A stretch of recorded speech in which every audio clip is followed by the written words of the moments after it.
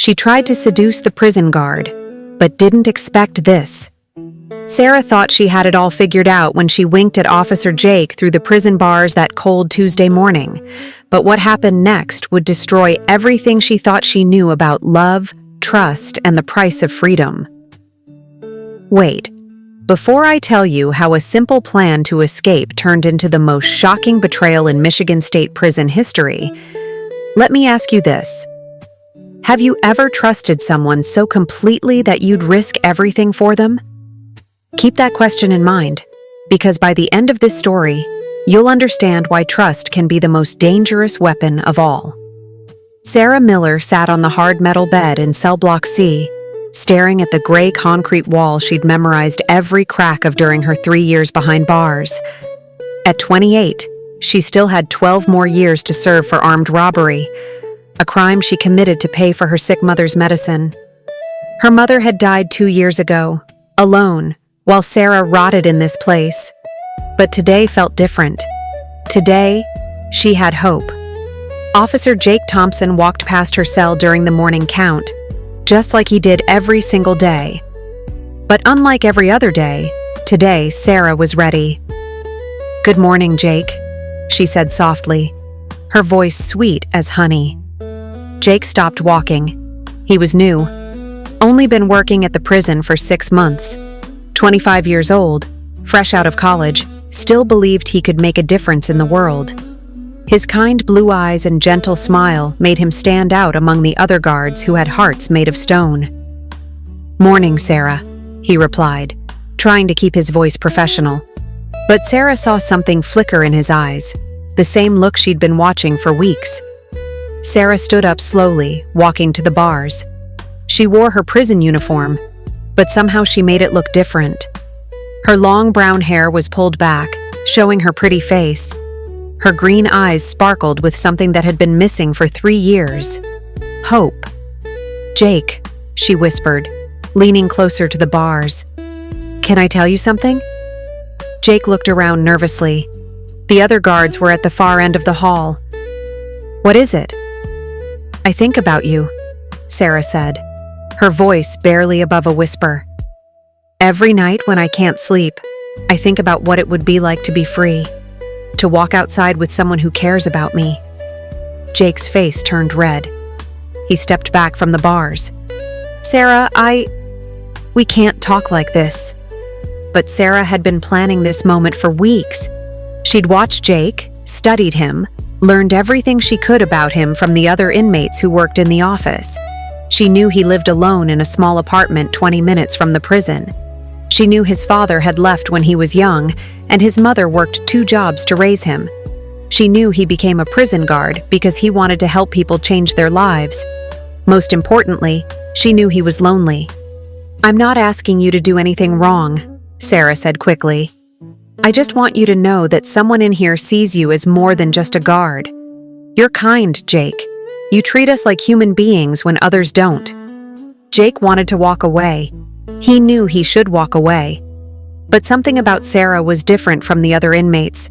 She never caused trouble, never cursed at the guards, always said please and thank you. And her eyes looked so sad and hopeful at the same time.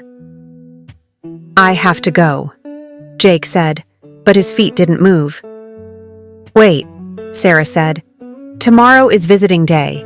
My cousin Emma is coming to see me. She's going to bring me some books, legal books. I'm trying to appeal my case, you know.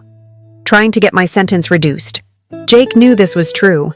Sarah spent hours in the law library, reading everything she could about appeals and legal procedures.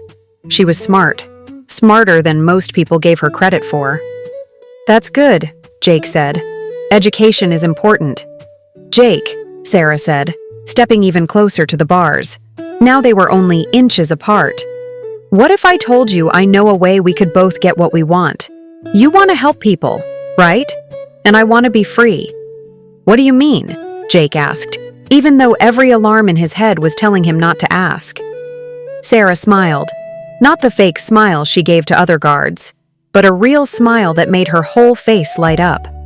"Meet me in the library during lunch tomorrow, just for 5 minutes. I want to show you something that could change both our lives." Jake stared into her eyes for a long moment. He saw pain there, and hope, and something else he couldn't name. Against every rule he'd learned in training, against every voice in his head telling him to walk away, he nodded.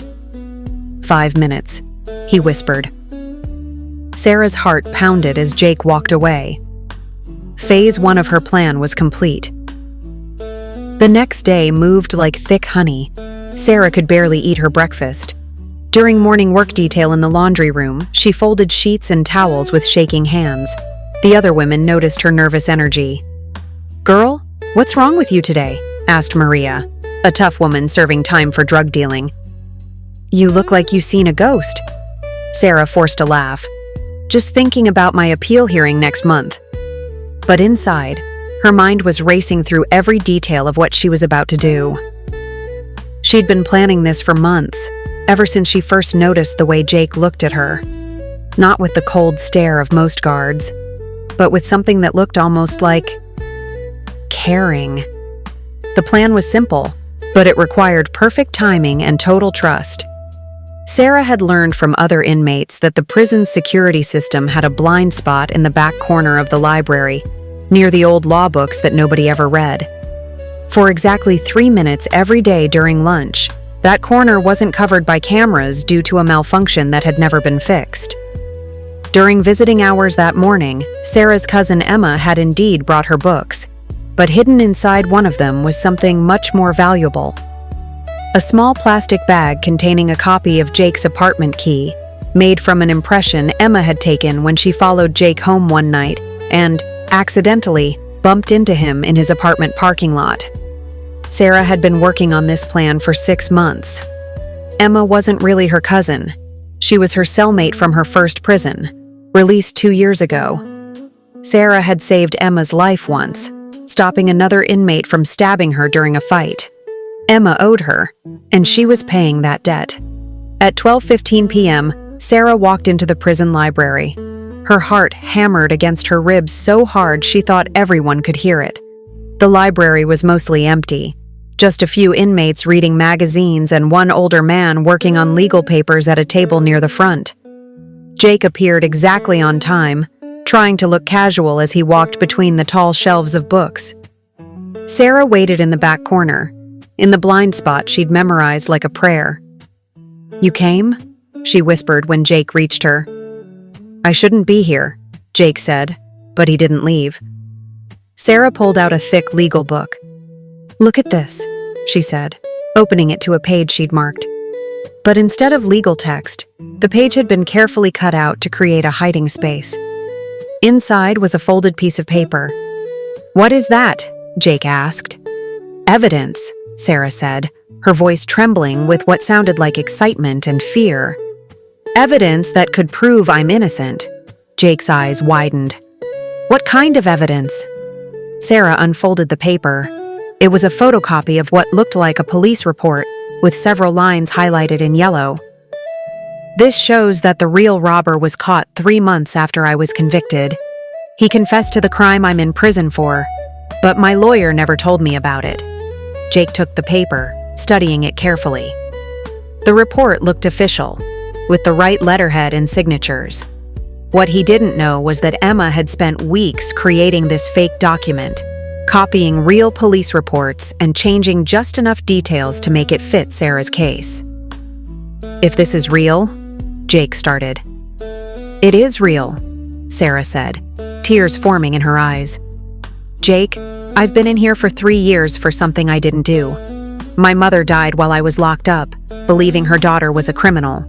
I can't get those years back, but I can still save the rest of my life." Jake's hands shook as he held the paper. He'd become a prison guard because he believed in justice, in helping people. If Sarah was really innocent, "You need to take this to the warden," Jake said. "Or to a lawyer." Sarah shook her head. "I've tried that. The system doesn't want to admit it made a mistake. They've ignored my letters, refused to look at my evidence. But you could help me get this to the right people." "How?" Jake asked. Sarah stepped closer. There's a lawyer in Detroit who specializes in cases like this. Her name is Patricia Williams. She's gotten dozens of innocent people out of prison. But I need someone on the outside to contact her, to give her this evidence." Jake stared at the paper in his hands. "I don't know." "Jake," Sarah said, her voice breaking. "I know this is a lot to ask. I know you could get in trouble. But I'm drowning in here. Every day I stay in this place is another day stolen from my life. You're the only person who's ever looked at me like I'm a human being instead of just a number." Sarah reached through the space between two books on the shelf and touched Jake's hand. Her fingers were soft and warm, and Jake felt electricity shoot through his whole body. "I trust you," Sarah whispered, "more than I've ever trusted anyone. And I think you care about me too." Jake looked into her eyes and saw everything he'd been trying to ignore for months. He saw a woman who might be innocent, trapped in a system that didn't care about the truth. He saw someone who needed help, and he'd become a guard to help people. But more than that, he saw someone who looked at him the way no one ever had, like he mattered. "What would I have to do?" Jake heard himself asking. Sarah's face lit up with hope and relief. "Just make a phone call. Patricia Williams's number is written on the back of the paper. Tell her about my case. Tell her you have new evidence. She'll know what to do." "That's all?" Jake asked. Sarah nodded. "That's all. Just one phone call, and you could save an innocent person's life." Jake folded the paper and put it in his pocket. "I'll think about it." "Thank you," Sarah said, and she meant it. But not for the reasons Jake thought. As Jake walked away from the library, Sarah allowed herself a small smile. Phase 2 was complete. Now came the hardest part, making Jake fall completely in love with her. Over the next 2 weeks, Sarah worked her magic slowly and carefully. She timed her movements around the prison so she'd cross paths with Jake as often as possible. During cell inspections, she'd thank him for being respectful. When he walked past during mealtimes, she'd smile and ask about his day. But the real work happened during their secret meetings. Sarah convinced Jake to meet her in the library 3 more times, always in the blind spot, always for just a few minutes. Each time, she shared a little more of her story, how she'd been framed, how her mother had died believing her daughter was a criminal, how she dreamed of starting a new life if she ever got free. More importantly, Sarah learned everything she could about Jake. She discovered that his father had abandoned the family when Jake was 10, leaving him with abandonment issues. She learned that he'd never had a serious girlfriend, that he was shy and inexperienced with women. She found out that he sent most of his paycheck to his mother, who was struggling with medical bills. Sarah used every piece of information like a weapon, but a gentle weapon, one that felt like love to the person being cut by it. "You're so different from other men I've known," Sarah told him during their 4th meeting. "Most men just want to take from women, but you're a giver. You take care of your mother. You chose a job helping people. That's so rare." Jake had never had a woman talk to him like this. His face turned red, but he didn't step away. "I admire that about you," Sarah continued. "In here, I see the worst of humanity every day.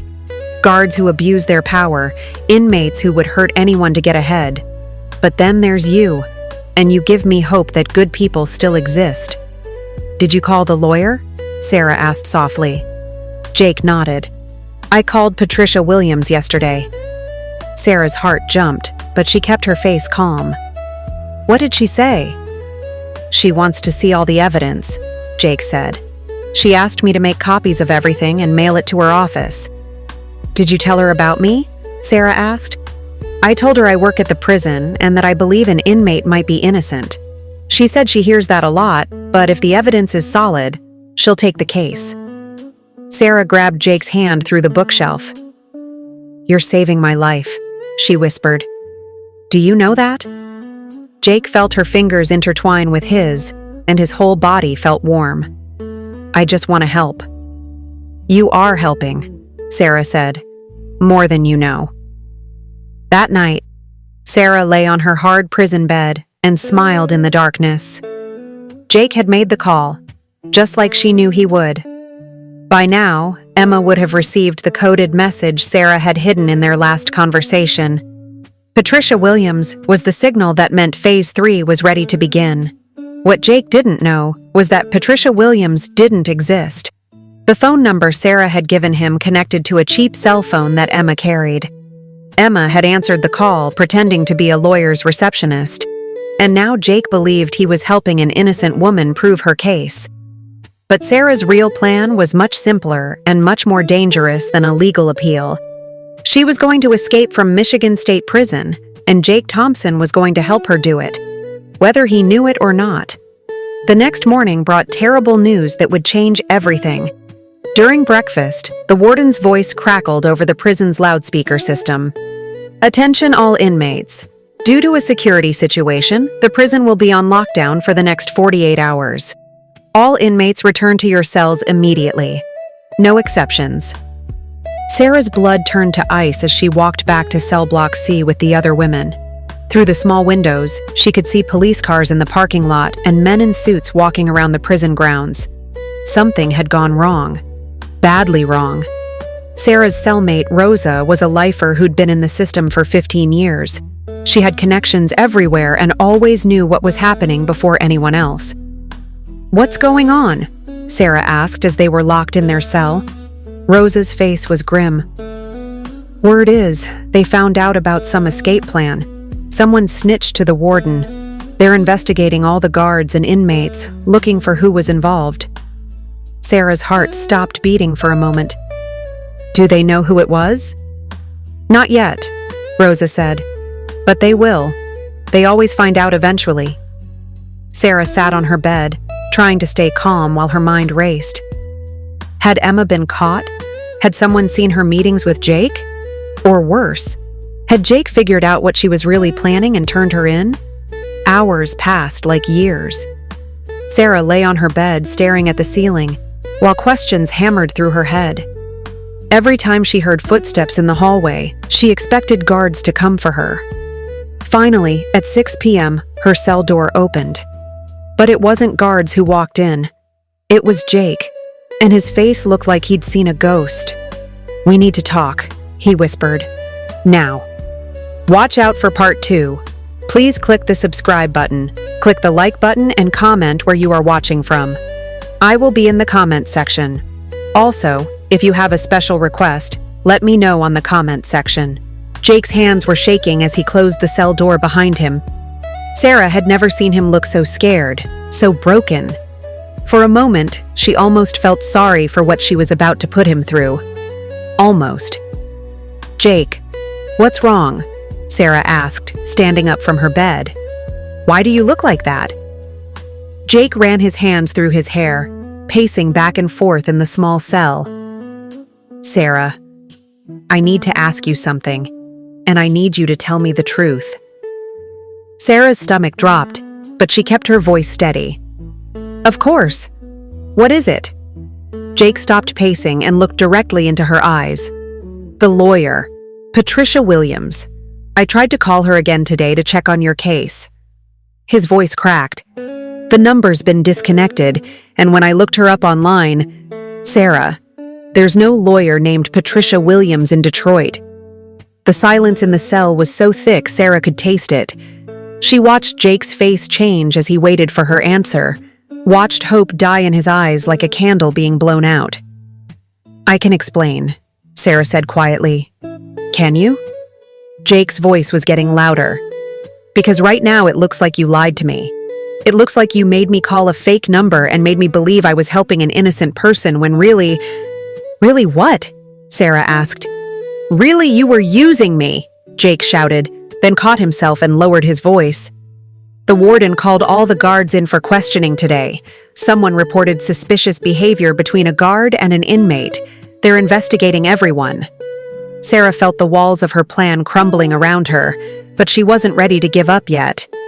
"Jake, please let me explain." "Explain what? How you manipulated me?" How you made me risk my job, my career, my freedom for a lie? Sarah stepped toward him, but Jake backed away. "Don't," he said. "Don't come near me." But Sarah had been manipulating people her whole life. She knew exactly what to do when someone was angry and hurt. She let tears fill her eyes. Real tears. Because part of her plan really was falling apart. "You're right," she whispered. "I lied to you about the lawyer." Jake's face went white. "So you admit it?" "But I didn't lie about everything else," Sarah continued, her voice breaking. "I didn't lie about being innocent. I didn't lie about my feelings for you." "Your feelings?" Jake laughed, but there was no happiness in the sound. "What feelings? You don't have feelings for me. You were just using me to help you escape, weren't you?" Sarah's eyes widened. She hadn't told him about the escape plan. "How did you—" "Because I'm not stupid," Jake yelled. "You think I don't know what happens in this place? You think I haven't figured out that every conversation, every smile, every time you touched my hand was just part of some plan?" Sarah realized she had underestimated Jake. She'd thought he was just a lonely, naive young man she could easily control, but he was smarter than she'd given him credit for. "Jake," she said, switching tactics. "Yes, I was planning to escape, but not because I'm guilty, because I'm innocent and the system won't help me. You've seen how they treat us in here. You know this place destroys people." "Stop," Jake said, holding up his hands. "Just stop lying." "I'm not lying about this," Sarah said, and for the first time, there was real desperation in her voice. "Jake, I've been in here for 3 years for a crime I didn't commit. My mother died thinking her daughter was a criminal. Every day in this place takes a piece of my soul. Can you blame me for wanting to be free?" Jake stared at her for a long moment. "Prove it." "What?" "Prove you're innocent. Show me real evidence, not fake police reports." Sarah's heart sank. There was no real evidence because she wasn't innocent. She really had robbed that convenience store 3 years ago. She'd been desperate. Her mother was dying. And she'd made a choice that landed her in prison. But she wasn't ready to admit that to Jake. Not yet. "The evidence was destroyed," Sarah said. "My first lawyer was corrupt. He buried everything that would have helped my case." Jake shook his head. "More lies." "Jake, please," Sarah said, grabbing his arm. "Even if you don't believe I'm innocent, can't you understand why I'd want to escape? Look around you. This place is hell. The guards treat us like animals. We live in cages. We eat garbage. We're surrounded by violence and hopelessness every single day."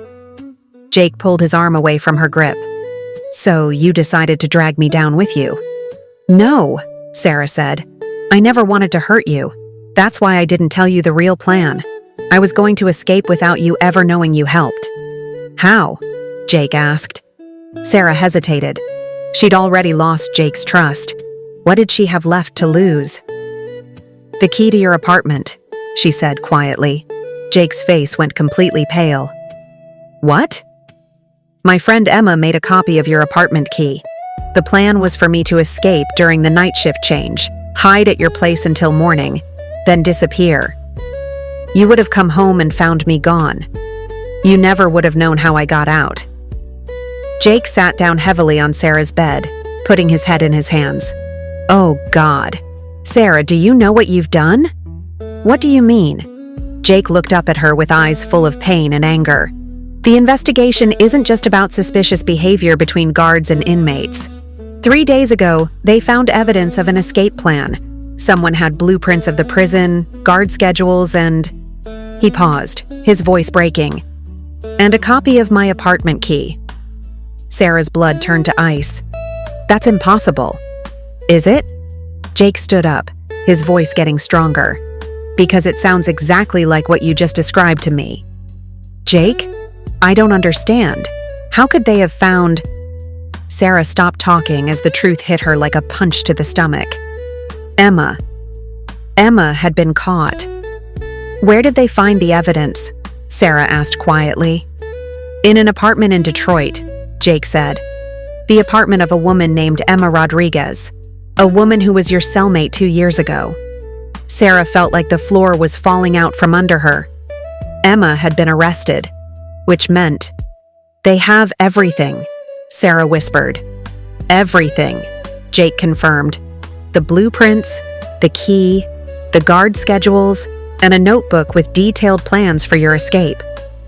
Emma gave them everything, Sarah. She told them about the whole plan to save herself. Sarah sank onto her bed. 3 years of careful planning, 6 months of manipulating Jake, weeks of building the perfect escape plan, all destroyed because Emma got greedy and kept evidence she should have burned. "But here's the part you're really not going to like," Jake continued.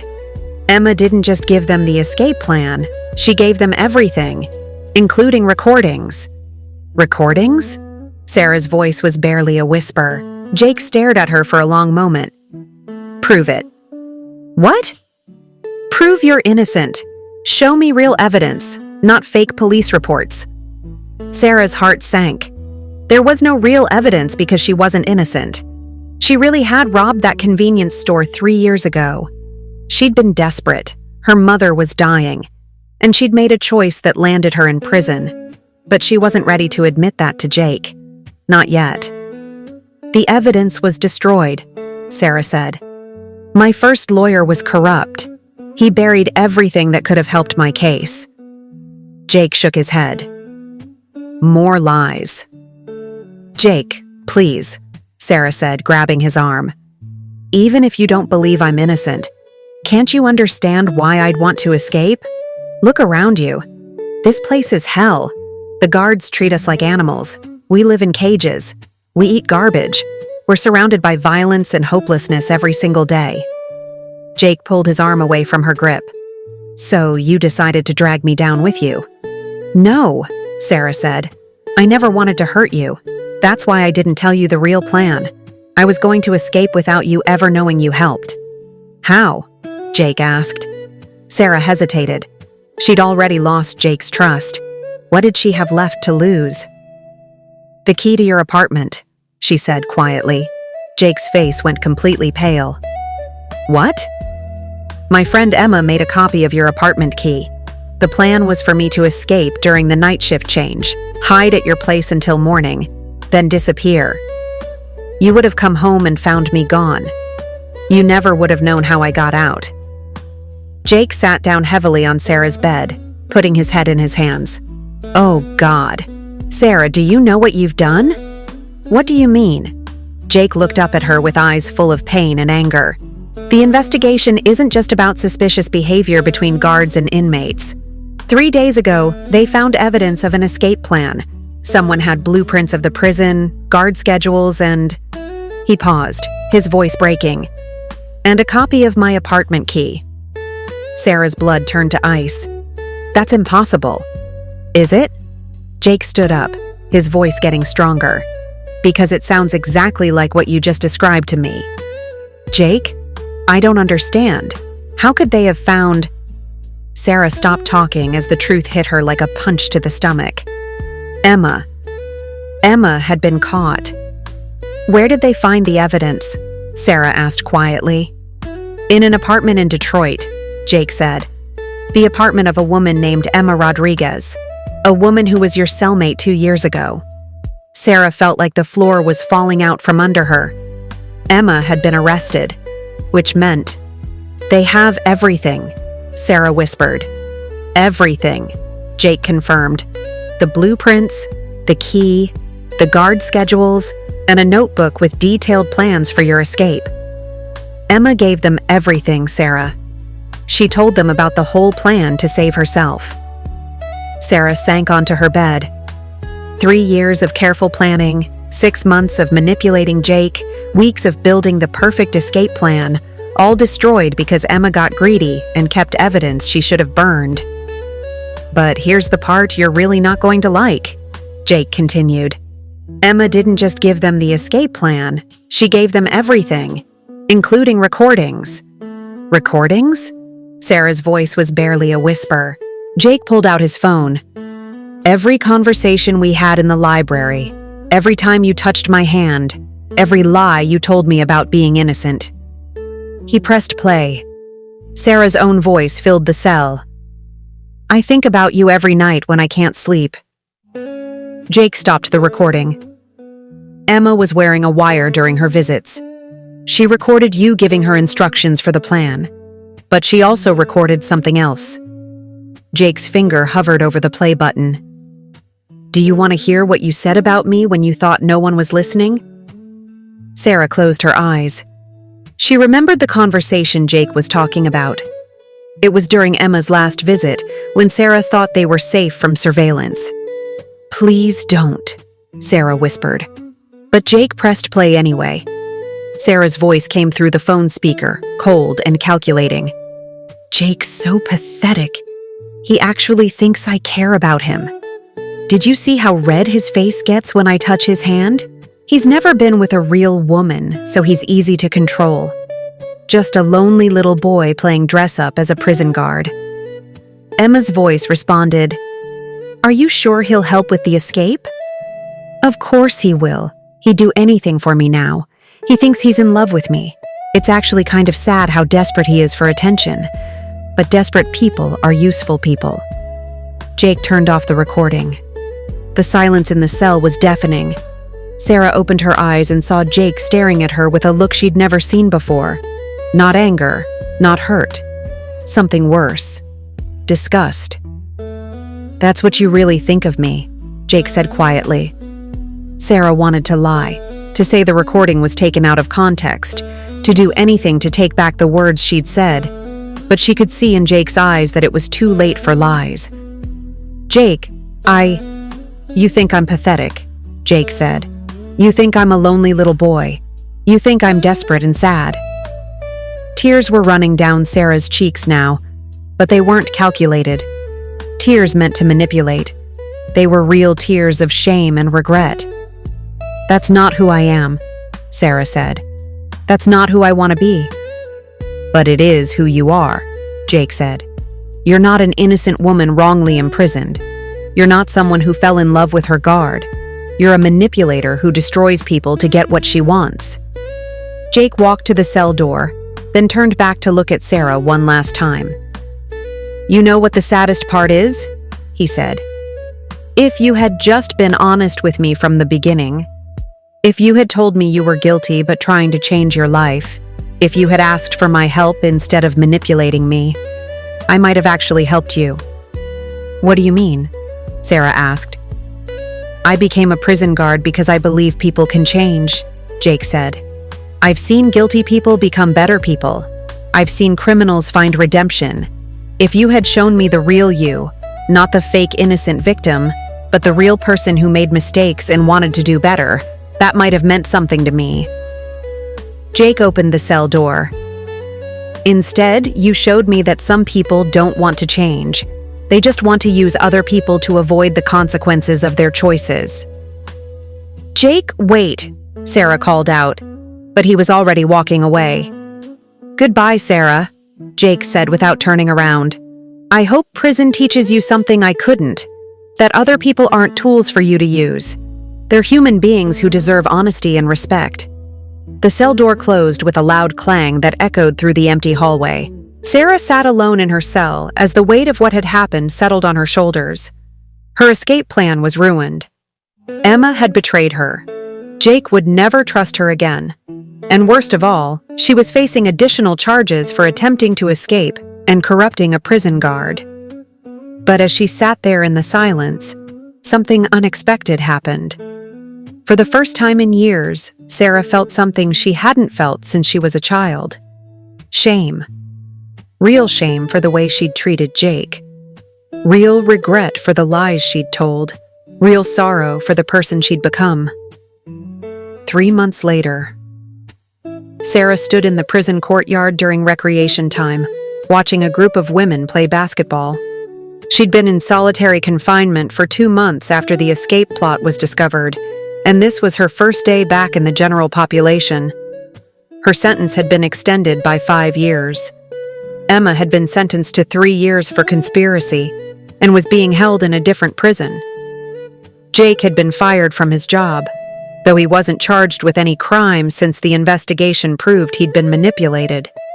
Sarah had lost everything, but something strange had happened during those 2 months in solitary confinement. Without anyone to manipulate, without any schemes to plan, without any lies to tell, Sarah had been forced to face herself for the first time in her adult life. She'd thought about her mother, who had raised her to be honest and kind. She'd thought about the choices that led her to rob that convenience store. She'd thought about all the people she'd hurt and used over the years.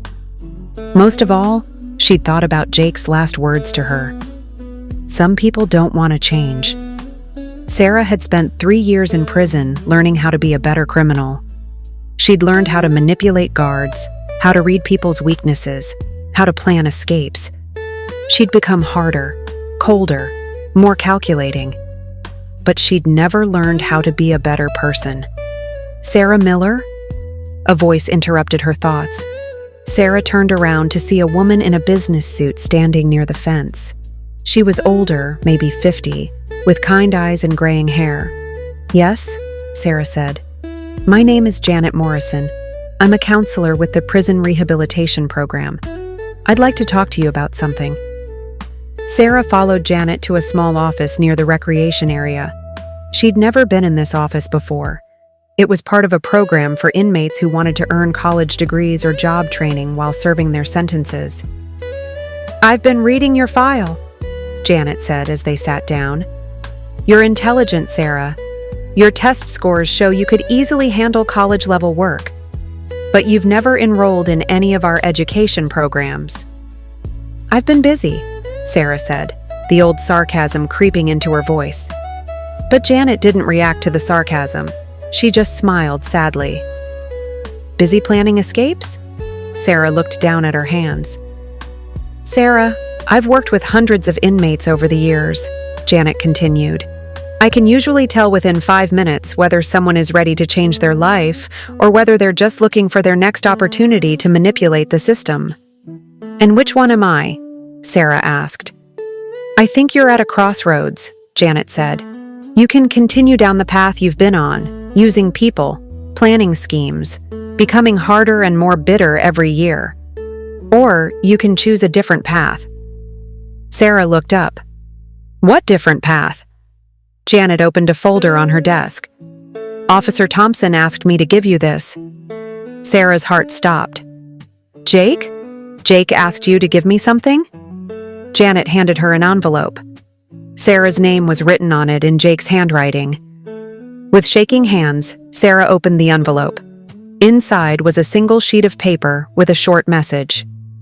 "Sarah, I hope you're doing okay. I know you probably don't want to hear from me, and I understand if you throw this letter away without reading it. The truth is we were both using each other. You were using me to try to escape, and I was using you to feel important and needed. I'm not writing this letter to forgive you or to ask for your forgiveness. I'm writing because Janet Morrison told me about the rehabilitation program, and I thought you should know about it. You're smart, Sarah. You're good at reading people and understanding what makes them tick. Those are skills that could help people instead of hurting them. You could become a counselor, a social worker, someone who helps other people change their lives. But only if you want to change yours first. I hope you do. Jake P.S. My mother always told me that the worst thing you can do to someone is take away their hope. I don't want to take away yours. You still have time to become the person you want to be." Sarah read the letter 3 times before looking up at Janet. "He's right, you know," Janet said. "You do have skills that could help people. But first, you have to decide who you want to be." Sarah folded the letter carefully and put it back in the envelope. "What would I have to do?" "Start by being honest," Janet said. "With me, with yourself, with everyone. No more lies, no more manipulation, no more schemes." Sarah thought about Jake's kind blue eyes, about her mother who had died thinking her daughter was a criminal, about all the people she'd hurt over the years. "I robbed that convenience store," Sarah said quietly. "I'm not innocent. I never was." Janet nodded. "I know." "You know?" "Sarah, I've read every case file in this prison. I know exactly what you did and why you did it. The question isn't whether you're guilty. The question is whether you're ready to take responsibility for your choices and start making better ones." Sarah looked out the small window of the office. She could see the high walls and barbed wire that would keep her locked up for the next 14 years. She could spend those 14 years becoming a better criminal, learning new ways to manipulate and use people.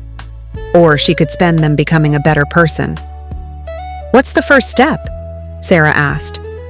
Janet smiled, the first genuine smile Sarah had received from an adult in years.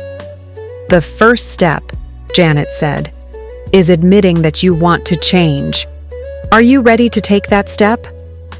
Sarah thought about Jake's letter, about her mother's memory, about the woman she could become if she made different choices. "Yes," Sarah said. "I'm ready." 2 years later, Sarah Miller sat at a small desk in the prison library, helping another inmate fill out college application forms. At 30, she had earned her bachelor's degree in psychology through the prison education program and was working on her master's degree. More importantly, she had learned how to use her ability to read people and understand their emotions to help instead of hurt. The inmate she was helping was Maria, the same woman who had asked her what was wrong that day 2 years ago when Sarah was planning her escape. "I don't know if I'm smart enough for college," Maria said, staring at the application. "You are," Sarah said firmly. "You just have to believe in yourself." "Easy for you to say," Maria replied. "You've always been book smart." Sarah put down her pen and looked at Maria. "Can I tell you something? 2 years ago, I was planning to escape from this prison. I was going to use and manipulate people to get what I wanted. I thought I was smart, but really I was just good at being selfish." Maria's eyes widened. "You were planning to escape?" "I was," Sarah said. "And it was the worst mistake I never made." "What do you mean?" Sarah smiled. "If I had escaped, I would have spent the rest of my life running, hiding, always looking over my shoulder. I would have stayed the same person I was, someone who used people and lied to get what she wanted." Sarah gestured around the library, where several other inmates were studying for their college classes. "But staying here, facing the consequences of my choices, learning to be honest, that changed everything. I'm not the same person I was 2 years ago." "Do you ever regret not escaping?" Maria asked. Sarah thought about Jake's letter, which she kept in her cell and read whenever she felt discouraged. She thought about her mother, who would be proud of the woman Sarah was becoming. She thought about the other inmates she'd helped over the past year. "No," Sarah said. "I'm exactly where I need to be." As Maria filled out her college application, Sarah reflected on everything that had happened. She still had 12 more years on her sentence, but they no longer felt like time stolen from her life. They felt like time to become the person she was meant to be. Jake had been right about something else, too. Sarah had discovered that helping people change their lives was much more satisfying than manipulating them for personal gain. The old Sarah had spent her energy plotting escapes and manipulating guards. The new Sarah spent her energy helping women earn their GEDs, apply for college, and prepare for life after prison. She'd learned that real freedom wasn't about breaking out of prison walls. Real freedom was about breaking free from the person she used to be. And that was a kind of freedom that no prison could take away. Sometimes the greatest prison isn't the one with bars and walls. It's the one we build around our own hearts with lies, manipulation, and selfishness. Sarah thought she needed to escape from Michigan State Prison to be free. Instead, she discovered that real freedom comes from having the courage to face the truth about yourself and choosing to become a better person, no matter where you are. Jake Thompson went on to become a social worker, using his experience with Sarah to help young people make better choices. He never saw Sarah again, but he kept her letter. The real letter she wrote to him a year after their last conversation, apologizing for her lies and thanking him for showing her what real kindness looked like. Because sometimes the people who hurt us the most also teach us the most about forgiveness, growth, and the power of second chance. Please click the subscribe button, the like button, and leave comment where you are watching from. I will be in the comment section waiting for your comments. Thanks a lot. I love you.